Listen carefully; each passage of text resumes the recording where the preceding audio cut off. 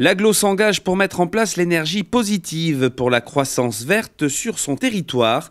Pour officialiser cet engagement, la communauté d'agglomération carcassonnaise a signé ce mardi une convention avec sa régie des transports et le Covaldem 11.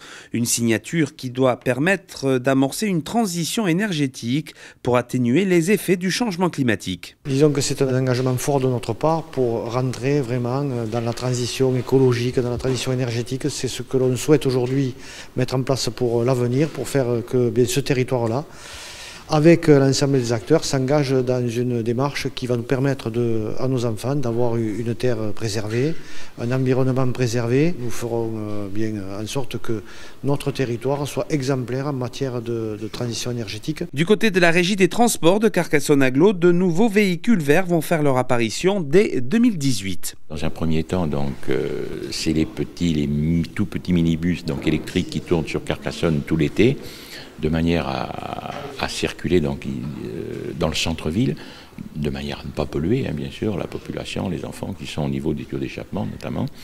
Dans un deuxième temps, pour l'an prochain, ça va être le petit train qui fait la liaison à longueur de journée entre la cité et la ville basse.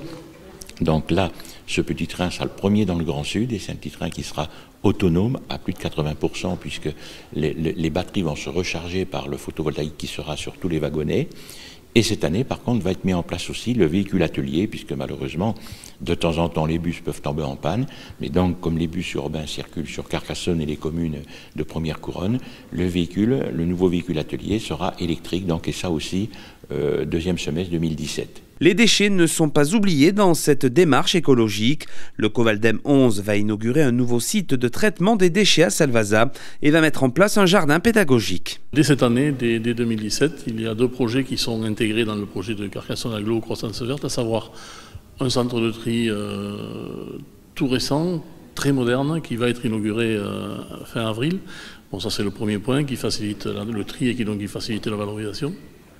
Nous avons sur place aussi l'exploitation du bois, les bois des déchets qui servent ensuite pour chauffer et bien sûr les déchets verts qui sont réutilisés en compost. Et à côté de ça, nous nous sommes engagés sur deux projets. Un projet de jardin pédagogique. Un jardin pédagogique, c'est quoi?